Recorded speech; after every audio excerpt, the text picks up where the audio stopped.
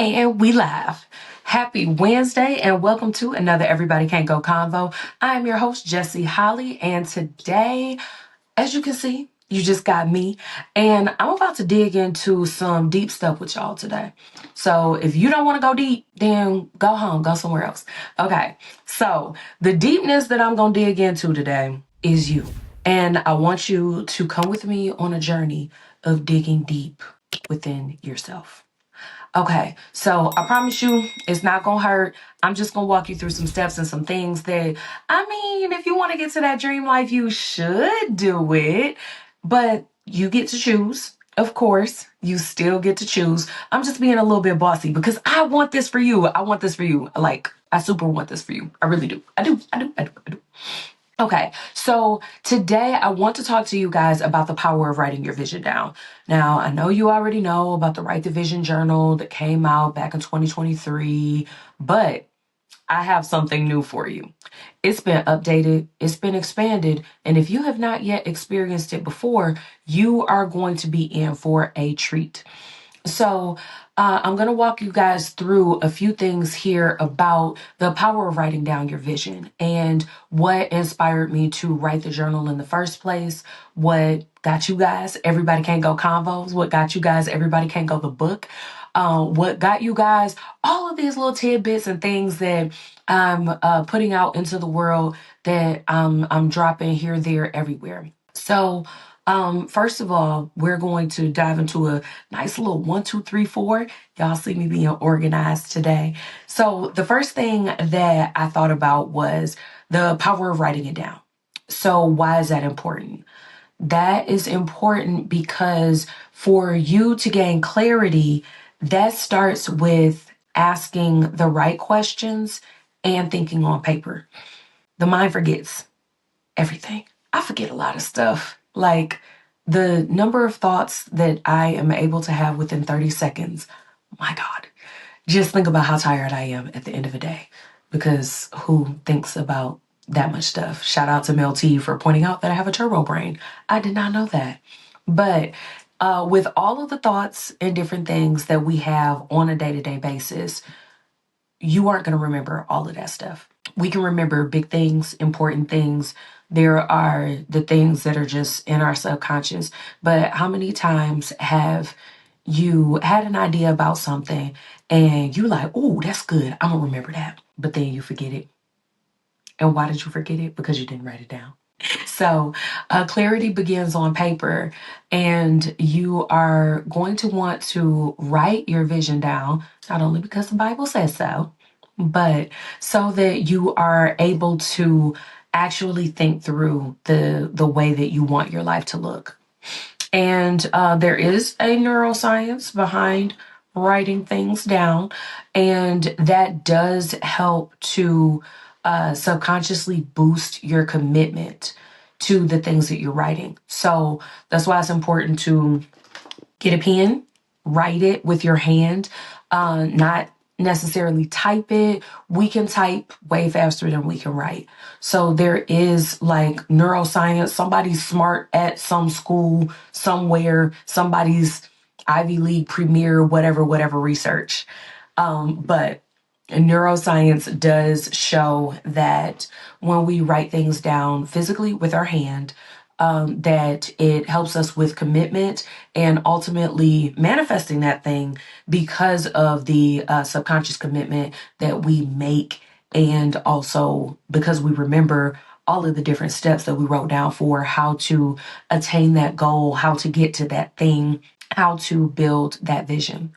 So that's one of the things that helps you to structure what these dreams look like when you flip through those pages and prompts in the Write the Vision journal. Shameless plug. So that's the last time I'm going to mention it. I'm going to go ahead and take you guys through steps 2 through 4 for things that I want you to pay attention to when you're taking the time to write out your own vision. And so the second thing that I wrote down that I'm like, ooh, I got to make sure to tell you guys. When you are turning your visions into goals, you're looking at kind of taking a dream and all of the things that are in your head, all of those ideas that are swirling around in your head, you are pulling that out of your mind And when it gets on paper, you're making that into a blueprint. So when we're looking at architecture or design, anything like that, i.e., think design your life. But anytime we're looking at design, we are looking at a blueprint to start. That's like the starting phase. A blueprint has to be drafted. Now, when a blueprint is being drafted, it's not drafted, just some little scribble notes on post-its everywhere. You guys know when I tell you guys some stuff, I'm talking about myself as I look around my desk at the post-it notes that are waiting for me to add them into their proper place. But that blueprint that architects or designers start with, you have this one big sheet where all of these ideas and everything that is in the minds of the designers, it is drawn and mapped out on a page so that those plans can then be shown to someone else, so that they can be sent to someone else, and so that other people are able to help execute on actually building that thing in the physical. So you're taking an intangible dream and you are helping to close the gap. This is one of the first steps in closing that gap between this dream that you have, this vision, this thing that is in your head that you may be able to describe it. You may have some of the details thought out, but not every little thing. So there's still a gap between what's in your mind and that thing actually being like tangible in reality, something that you can touch, you can like pick it up, you can feel it in the physical, you can touch it with your hands. And so to close that gap, we're making sure that we're guiding you, and by we I mean me. And big homie always got us. Why we're going to take it from just being a dream in your head. You're writing that down.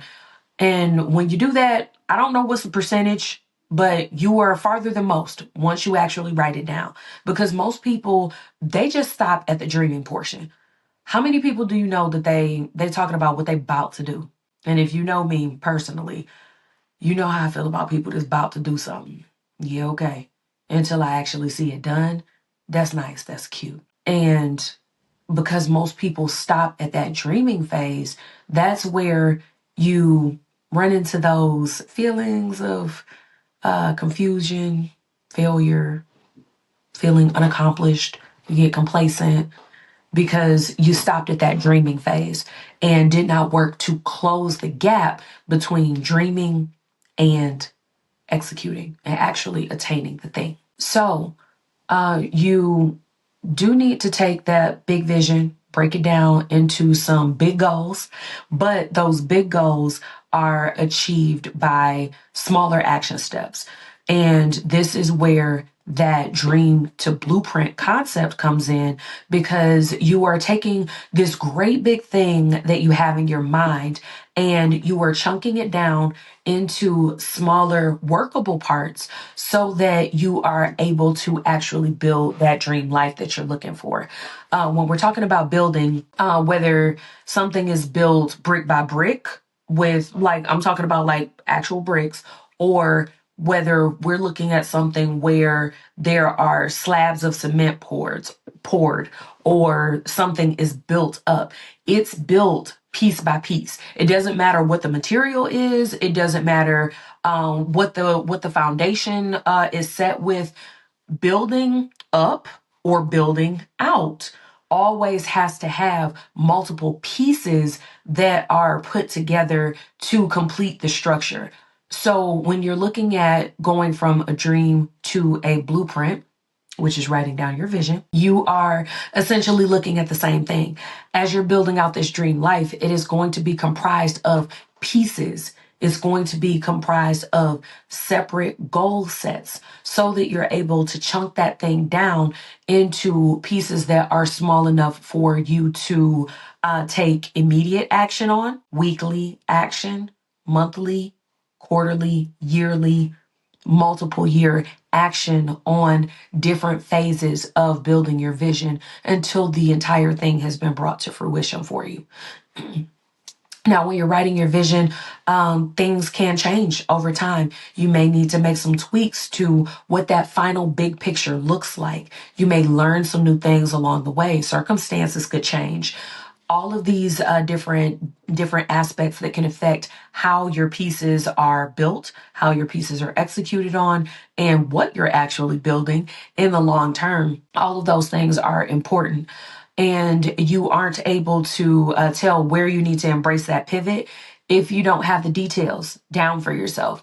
If you don't have the details of what your final result is, where you're going, where you'd like to end up. So after you have that big picture on the page, this is where you can get down to the nitty gritty a bit.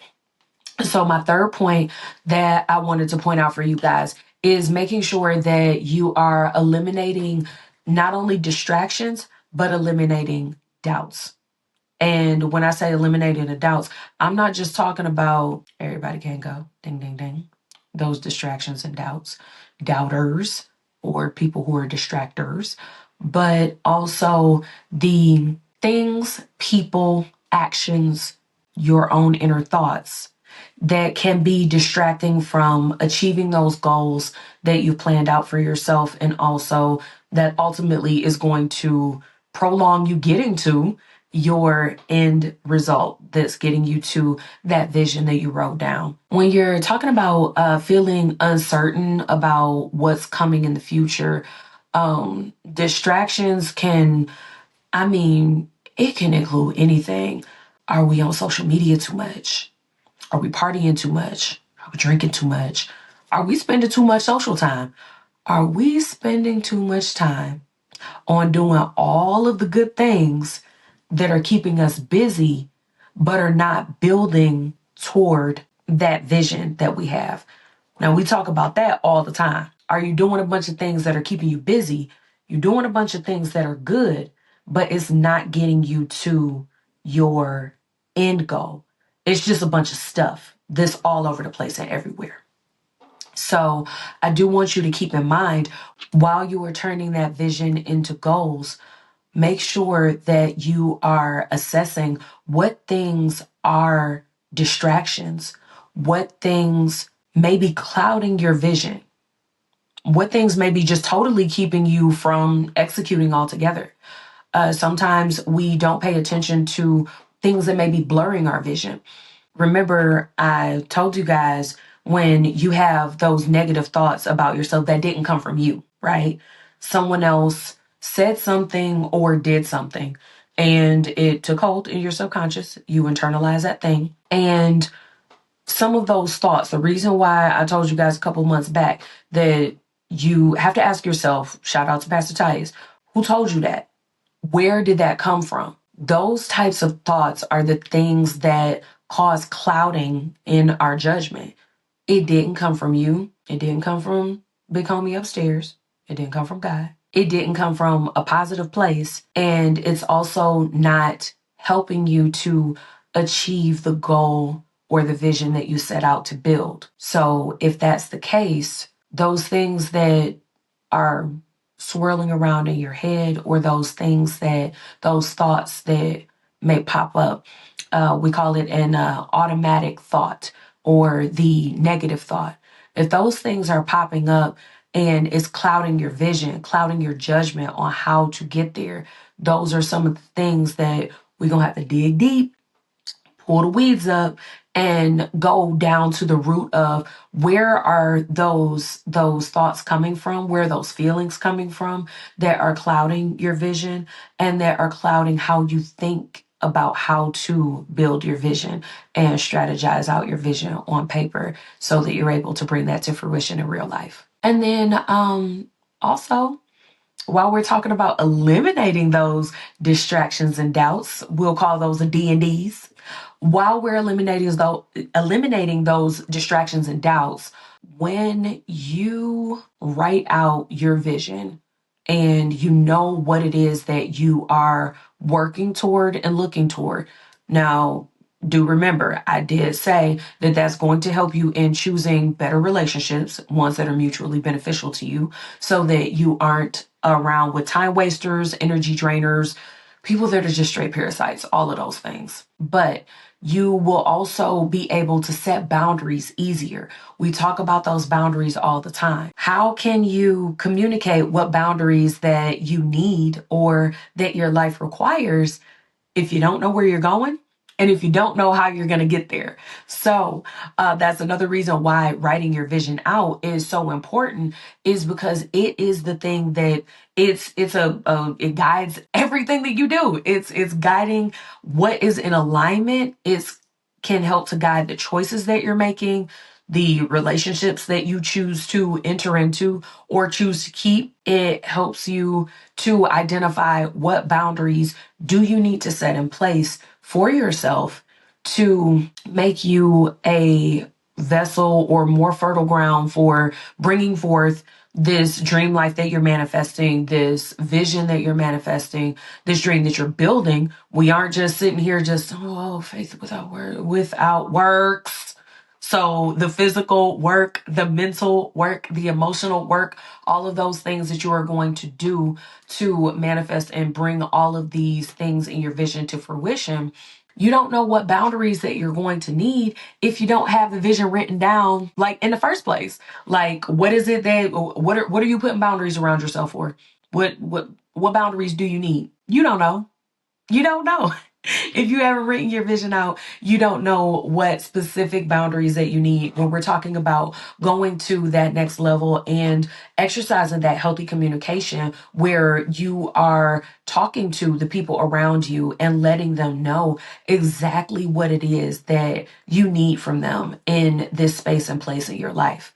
So that's one of those other ways that you'll be able to take hold, take ownership when you write that vision out and when you take the time with yourself to figure out what is it that you actually want. Remember, we're not worried about they. Still don't know who they is. I've been looking, been trying to figure it out. I've been asking folks. You still don't know who they is. But when you are looking at what you actually want for your life and fulfilling your purpose, your dreams, and that vision. So it has to be written down so you know where you're going. I mean, I know we got GPS and all that, but there's still a list of directions to get to the final destination.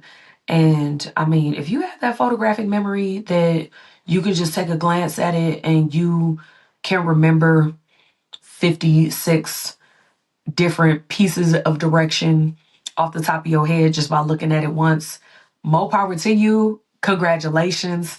As for the rest of us, writing down a vision is something that's needed so that we can get that blueprint together and also so that we can go ahead and exercise that neuroscience behind it so that we can deepen our commitment to it and also know when there are distractions in our way, when there are doubts that are coming up, whether that is from internal or external sources. And so that we can set those boundaries in place to make sure that we're able to circumnavigate the foolishness, those doubts and distractions, and stay on course with what the blueprint we have in front of us has laid out for us to get to that final destination. And then lastly, the fourth thing that I wanted to make sure that you guys were aware of is accountability and taking action. I did say faith without works. Without works is dead. You can have all the faith in the world. You can have the biggest dream in the world. You can even write your vision down. You can have that blueprint right there in front of you. You can set all the proper boundaries to get it done. You can set the atmosphere, be the right environment. You can be the fertile soil.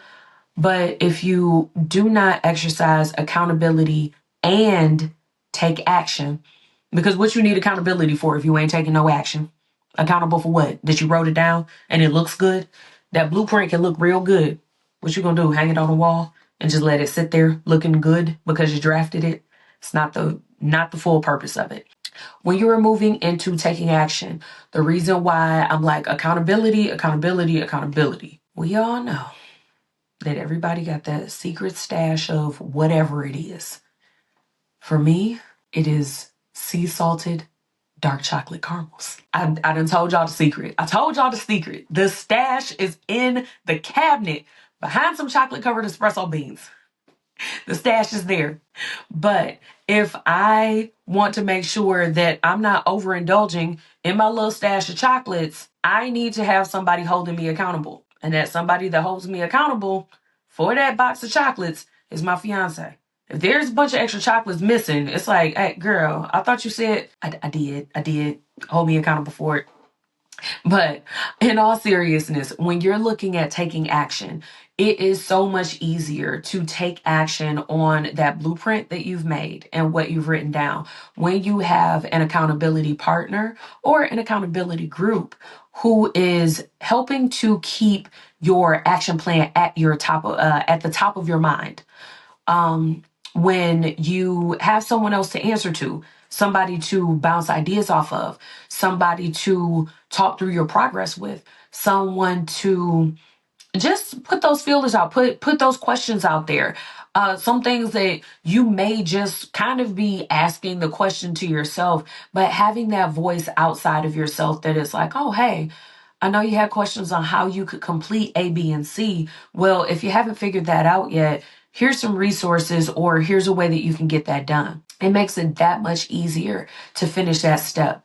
And remember, you can go further, faster alone, but you can do it better together. And so when you're looking at building this thing out, don't rob someone else of the opportunity to be a blessing to you while you're taking action. You know, that accountability has to be there. And when you are revisiting that vision so that you can take a look at what your next set of action steps are, you do have the opportunity through having others to qualified people. We are not going to go back to step 3 and bring distractions and doubts in and call it accountability. This time I'm talking about people because y'all know everybody can't go. But when you have the proper qualified people holding you accountable and you're revisiting your vision on a regular basis because you are looking to make sure that you are in alignment with your action plan, that you are sticking to the action plan, that you are executing on a strategy that is the best route to get to your end result, you do want to have those folks in your corner. In the times that it gets hard, it does make it just that much easier. Sometimes we do need a little pick me up. And sometimes that little pick me up can't come from outside of yourself. Of course, y'all know I know. How do you think that I'm able to be the biggest cheerleader of the world without having other people to help to pick me up during my down moments? I'm not always, okay, 9.99 times out of 10, I am on 10. But even though I'm always on 10, or I present as if I'm always on 10, 120% of the time. I am not on 10, 120% of the time. That's the point of going 120. So the days that I'm only on 8 or I'm only on 7, some days I be on 2. And I do have to check in with my accountability partners, check in with my accountability group so that I can get back on track. I do have to go back to my written vision and be like, okay, we back at this drawing board. What is this all for? Who am I living for? What am I doing this for? What's my why again? Oh, right. So some of those things, you might not be able to think about it when like all the things are happening in your head. It may take you a second to come back to center when you're only depending on you to get you back to center. And that's why we are making sure that we are in the right relationships that are mutually beneficial with the right people so that when you are in that space where you need that reminder, where you do need that cheerleader, where somebody needs to remind you who the flip you are, that you have those people in your corner, that you have those supporters, and you have somebody to remind you, hey, what about that vision you wrote? Or what about that goal that you set? What about that action plan that you made? What about that blueprint? Let's get back to that. Rest when you must. Take a breath when you need to. Have that glass of wine or two, or the bottle. I mean, any of those things. Prioritize that self-care when you need to, but don't just close the book on your vision and not get back to it.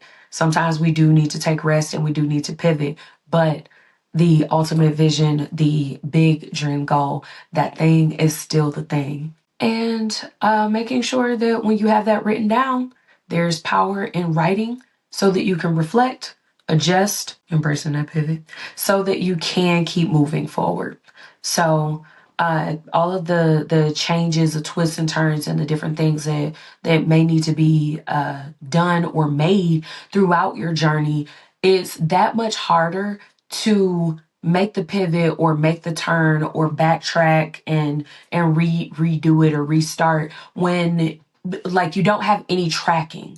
Or you're like, I'm just gonna remember it. I don't need to write it down. I'm gonna just remember it in my head. I'm gonna just put it in my phone. I'm gonna just put it on a post-it. We need you to write that vision so that you have that blueprint on paper, all in one place, one space, and so that you have a place to do those adjustments, to take a look at those adjustments, so that you're able to reroute, redirect, and still get to that final goal and destination that you originally intended on, or the vision of what that looks like. So I think I have given you guys enough action steps for today. So if you missed that 1, 2, 3, 4, we talked about writing that vision. There's power in writing it down. You're moving from dream to blueprint when you are turning that vision into the actionable goals. Number 3. You're eliminating distractions and doubts from your life, your mind, your heart. And finally, making sure that you are taking accountability and action, that you are taking action and accountability for that plan that you wrote down and then turned into goals, and eliminated anything that will keep you from it, and making sure that you stay on that path, and the people that are supposed to go with you and that are supposed to help you build that thing are the people who are in your midst. So thank you guys for tuning in for another Everybody Can't Go Convo. I will give you guys a shameless plug down there in the show notes. If you are interested in writing your vision and you're like, well, what are all of these tedious questions that I should answer, or all of these things that I should think about? Go ahead in the show notes, click the link below so that you can get your copy of the Write the Vision, Make It Plain journal, the extended and expanded edition, updated with over 40 new pages of prompts so that you can flesh out and write out your vision. And you can get these action steps working so that you can take that thing that you write down in that book, get it out of your head, get it on paper, get that blueprint, and start taking action so that you can build that dream life and start to experience those tangible results for real, for real. Make your dream life come true. We'll see you guys next Wednesday for another Everybody Can't Go Convo.